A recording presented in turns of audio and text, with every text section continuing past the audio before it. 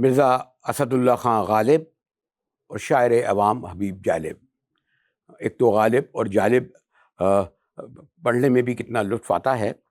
ابھی چند برس پہلے جب لندن جانا ہوا اور فرصت ملی جو عام طور پر پاکستان میں نہیں ملتی، تو وہاں پر مجھے ہمارے جو ہندوستان کے بہت بڑے شاعر، رائٹر، فلم کے حوالے سے بڑا نام گلزار کی ایک کتاب ملی جو مرزا غالب پہ تھی۔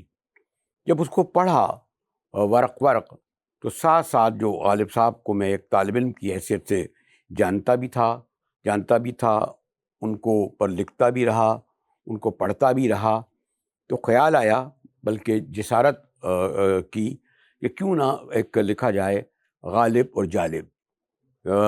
بڑا موضوع ہے، ہو سکتا ہے ایک گفتگو میں مکمل بھی نہ ہو، لیکن یہ دونوں نابغیر روزگار شاعر، یعنی 18ویں صدی کے سب سے بڑے شاعر مرزا غالب، حالانکہ اس دور میں کیسے شاعر نہیں گزرے، ان کی زندگی دیکھیں اور حبیب جالب صاحب کی زندگی دیکھیں، اور ذرا اس میں بے تکلفی سے کام لوں گا۔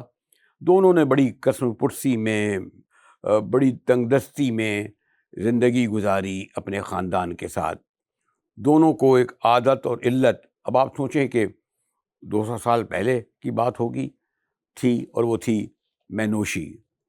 پھر اس زمانے میں عام طور پر کوٹھوں پہ بھی جایا جاتا تھا، تو غالب اس کے باوجود وہاں بھی جایا کرتے تھے، گرفتار بھی ہوئے۔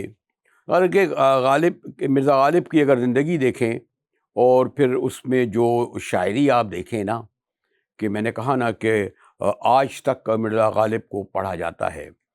شاعر عوام حبیب جالب کے انتقال کو آج کل ان کی برسی کا مارچ کا مہینہ ہے، اس مناسبت سے بھی میں نے سوچا کہ ان دونوں کی زندگی کو ذرا قریب سے دیکھ کر کچھ آپ ایک کتاب میری ہے جالب جس کا 7واں ایڈیشن ہے، تو اس میں سے کچھ ورگردانی کروں۔ اب یہ دیکھیے کہ اس وقت بہادر شاہ ظفر جو شہنشاہ بادشاہ تھے، اس میں استاد ذوق جو تھے، استاد ابراہیم ذوق بڑے شاعر تھے، وہ دربار سے وابستہ تھے۔ بلکہ اس زمانے کے آپ بادشاہوں کو دیکھیں کہ ان کی ایک روایت تھی کہ تمام بڑے بڑے لکھے شعراء کو وہ دربار سے وابستہ ہوتے تھے، سرپرستی ہوتی تھی۔ یہ ویسے وہ ہمارے حیدرآباد دکن میں دیکھیں، ان کا بھی یہ تھا کہ اس کے حاکم لوگوں کو نوازتے تھے، چاہے علامہ اقبال ہوں، چاہے جوش ہوں۔ لیکن پھر میں آ جاتا ہوں تو استاد ابراہیم ذوق جو تھے وہ دربار سے وابستہ تھے، اور غالب نے ایک دن بازار میں دیکھا، مرزا غالب نے، کہ ابراہیم ذوق بڑے شان و شوکت سے جو ہے وہ بازار سے گزر رہے ہیں، تو غالب نے شعر پڑھا، ہوا ہے شے کا مصائب پھرے ہے اتراتا وگرنہ شہر میں غالب کی آبرو کیا ہے۔ استاد ذوق نے یہ شعر سنا اور جا کے بادشاہ کو کہا کہ دیکھیے آج مرزا غالب نے، جو اس طرح دربار سے وابستہ نہیں ہوتے تھے، گاہے بگاہے بلائے جاتے تھے جب بڑے مشاعرے میں، آج برسر بازار میری توہین کی ہے۔ تو اس پر وہ زمانے بادشاہ بھی اور جو تھے بڑے صاحب ذوق ہوتے تھے، تو انہوں نے کہا مرزا کو بلاؤ اور یہ پوری ہم غزل سنتے ہیں۔ تو مرزا صاحب آئے اور پھر مرزا صاحب نے یہ غزل پڑھی، ہوا ہے شہ کا مصائب پھرے اتراتا اگر نہ شہر میں غالب کی آبرو کیا ہے۔ وہ ذرا دیکھ کے اس لیے پڑھنا پڑتا ہے کہ آپ کو علم ہے کہ غالب کے اشعار پڑھنا، جالب صاحب کے تو خیر آسان تھے، عوامی زبان تھی، غالب کو پڑھنا اور سمجھنا تو خود سے زیادہ مشکل ہے۔ تو وہ جو غزل مرزا غالب نے دربار میں پڑھی، تو اس کا جو میں نے کہا کہ ہوا ہے شہ کا مصائب پھرے ہے اتراتا وگرنہ شہر میں غالب کی آبرو کیا ہے، اور پھر مقطع یہ تھا، ہر ایک بات پہ کہتے ہو تم کہ تو کیا ہے، تم ہی کہو کہ انداز گفتگو کیا ہے۔ ایک تو دیکھ غالب کے اشعار، ایک تو آپ یہ دیکھیں نا، نقش فریادی ہے کس کی شوخی ہے تحریر کا، مصرع جو تھا وہ ان کا ایک پھیل جاتا تھا، محاورہ بن جاتا تھا۔ ویسے اس غزل کے اور بھی اچھے شعر دیکھیے، نہیں ہے طاقت گفتار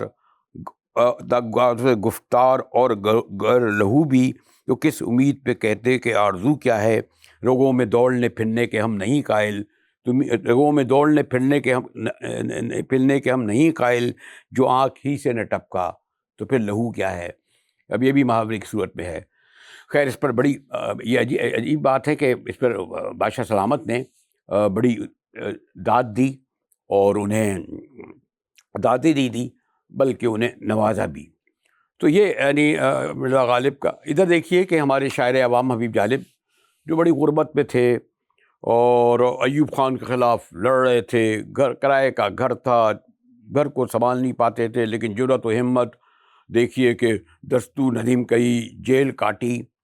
تو جالب صاحب ایک دن مال روڈ پر کھڑے تھے تو دیکھا انہوں نے حفیظ جلندری جو آپ کو علم ہے کہ پاکستان کا جو قومی ترانہ ہے اس کے خالق اور ہر حکمراں کے قریب تھے، ایوب خان کے قریب تھے۔ تو حفیظ جلندری جالب صاحب کو مل گئے مال روڈ پر۔ تو جالب صاحب نے پوچھا ان سے، بڑا ان میں حصے مزہ تھی کہ حفیظ صاحب کیا ہو رہا ہے؟ تو انہوں نے اشارے میں کہا مشیر ہو گیا ہوں، مشیر اوپر۔ تو جالب صاحب نے کہا کیا اللہ میاں کے مشیر ہو گئے؟ میں نے نہیں، ایوب خان کا مشیر ہو گیا ہوں، مجھے رات کو فون کر کے اٹھاتا ہے، حفیظ یہ بتا کیا کروں، حفیظ یہ کالے کوٹوں والے کیا کر رہے ہیں، اس کا کیا کروں؟ پھر میں نے یہ بھی کہا حفیظ یہ ایک شاعر گاتا پھرتا ہے، یہ جو میں ایسے دستور کو نہیں مانتا۔ جالب صاحب کہتے ہیں حفیظ جلندری جو اشاروں میں اور اب کم باتیں اشاروں میں زیادہ بات کرتے تھے، زبان سے کم نکلتا تھا، وہ یہ کہتے رہے اور میری نظم بنتی گئی، اور نظم تھی مشیر۔ کیا نظم ہے! اور یہ نظم ایک خاص بات یہ ہے کہ جالب صاحب کی شاعری کو جو پروپیگنڈا کہتے ہیں، کہتے تھے یہ نظم 10 سال 20 سال بعد شاعری ہی ختم ہو جائے گی۔ آج ساری دنیا میں جالب کا صاحب کا مارچ میں جشن منایا جا رہا ہے، سالگرہ منایا جا رہا ہے، دستور نظم بھی موجود ہے، کیونکہ آج 18ویں 19ویں ترمیم کو دیکھیں تو وہ جالب صاحب کی ہے۔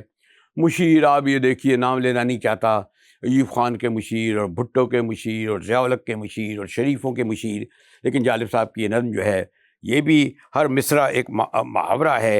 اور دیکھیے کیا کہتے ہیں، یہ جو 10 کروڑ ہیں جہل کا نچوڑ ہیں۔ اب یعنی یہ حفیظ صاحب کی طرف، حفیظ صاحب کہہ رہے ہیں جو مشیر، اور جالب صاحب کو مخاطب کر رہے ہیں کہ وہ عوام کے لیے کیا کہہ رہے ہیں۔ اب حفیظ صاحب پڑھ رہے ہیں، یہ جو 10 کروڑ ہیں جہل کا نچوڑ ہیں، ان کی فکر سو گئی، ہر امید کی کرن ظلمتوں میں کھو گئی، یہ خبر درست ہے ان کی موت ہو گئی، بے شعور لوگ ہیں زندگی کا روگ ہیں، اور تیرے پاس ہے ان کے درد کی دوا۔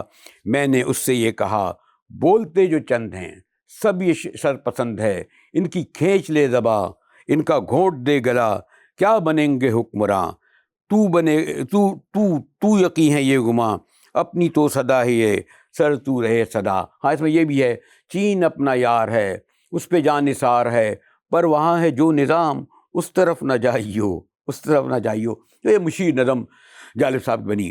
اب یہاں تک میں پہنچا ہوں تو مرزا غالب اور جالب کو چھیڑا ہے، اور آگے بھی میں بڑھنا چاہتا ہوں۔ اور پھر یہ دیکھیے کہ غالب ایک مشکل شاعر تھے، یعنی ان کو پڑھنا سمجھنا اتنا آسان نہیں تھا، جالب آسان شاعر تھے۔ اور یہ جو اب آپ ایک آخر میں چاہوں گا کہ جیسے میں نے کہا کہ غالب اور جالب کو میں چاہتا ہوں کہ ذرا تفصیل سے سناؤں، لیکن گلزار صاحب نے مرزا غالب کا کیا نقشہ کھینچا ہے جہاں وہ رہتے تھے، اس کو ذرا میں پڑھ کے ہی سنا دوں۔ اور میں دلی جا چکا ہوں۔ دیکھیں مرزا غالب کی، گلزار نے مرزا غالب کی رہائش گاہ قاسم جان کا کیا نقشہ کھینچا ہے۔ صبح کا جھٹپٹا، چاروں طرف اندھیرا، لیکن افق پر تھوڑی سی لالی، تاریخی عمارتیں، پرانے کھنڈرات، سردیوں کی دھند، کوہر، خاندان تیموریہ کے نشان لال قلعہ، ہمایوں کا مقبرہ، جامع مسجد، ایک نیم تاریخ ایک کوچہ، گلی قاسم جاں، ایک محراب کا ٹوٹا سا کونا، دروازوں پہ لٹکے ٹاٹ کے بوسیدہ پردے، ڈیوڑی پر بندھی ایک بکری، دھندلکے سے جھانکتے ایک مسجد کے نقوش، پان والے کی دکان کے پاس دیواروں پر پان کی پیک کے چھینٹے۔ یہی وہ گلی تھی جہاں اردو کا آج تک سب سے بڑا شاعر مرزا غالب رہتا تھا۔ انہی تصویروں پہ ایک آواز ابھرتی ہے، سامنے ٹال کے نکو پہ بٹیروں کے قصیدے، گڑ گڑاتی ہوئی پان کی پیکوں میں وہ واہ واہ واہ، اسی بے نور اندھیری سی گلی قاسم سے ایک ترتیب چراغوں کی شروع ہوتی ہے، ایک قرآن سخن کا صفحہ کھلتا ہے، اسد اللہ خاں کا پتہ ملتا ہے۔ ادھر ہمارے شاعر حبیب جالب ہجرت کے بعد ایک شہر سے دوسرے شہر کے لیے در پھرتے ہیں، آج اس شہر میں، کل نئے شہر میں، بس اسی شہر میں اڑتے پتوں کے پیچھے اڑاتا رہا شوق آوارگی۔ شوق آوارگی تو غالب کی اپنے طریقے تھی، 200 سال پہلے جالب صاحب کی شوق آوارگی، اس پر گفتگو، اس کے آگے گفتگو بعد میں۔ For more updates, subscribe now and press bell icon.